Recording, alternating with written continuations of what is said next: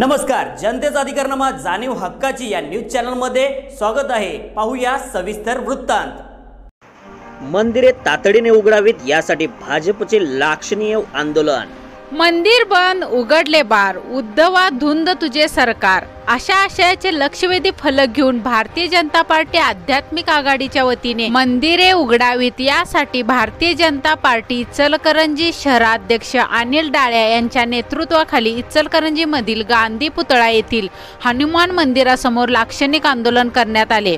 Corona काळामध्ये आघाडी सरकारने मद्य विक्रीला तसेच राज्यातील सर्व व्यवसाय व व्यवहारांना परवानगी दिली, परंतु संताची भूमी असलेल्या या महाराष्ट्र राज्यात गेले कित्येक महिने देवाचे निवासस्थानच बंद असून मद्यालय व रेस्टॉरंट मात्र नियमितपणे सुरू आहेत। जनतेचे श्रद्धास्थान असलेले मंदिरामध्ये जाण्यापासून परावृत्त केले व मंदिरे उघडण्यासाठी परवानगी दिलेली नाही। अशा अपयशी ठाकरे सरकारला जागे करण्यासाठी व मंदिराचे दरवाजे उघडावेत यासाठी यापूर्वी घंटानाद आंदोलन करण्यात आले होते।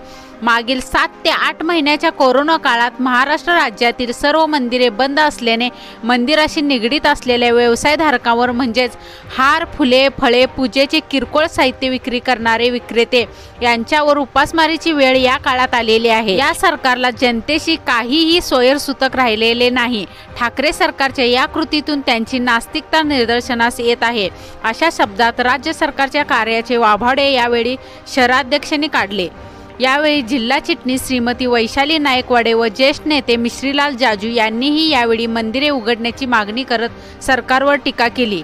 यावेळी नगरीचे उपनगराध्यक्ष तानाजी पवार, सरचिटणीस अमर कांबळे, अरुण कुंभार, अरविंद शर्मा, राजेंद्र पाटील, धोंडीराम जावळे, दीपक राशीनकर, नगरसेवक किशन शिंदे, दिलीप मुता, अमृत भोसले, प्रदीप धुत्रे, उत्तम विभूते, प्रवीण पाटील, सौ पूनम जाधव, सौ अलका विभूते आदी पदाधिकारी व कार्यकर्ते उपस्थित होते।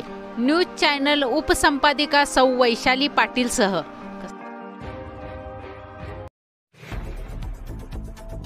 अधिकारनामा जाणीव हक्काची या न्यूज चॅनलला लाईक, शेअर व सबस्क्राईब करण्यास विसरू नका।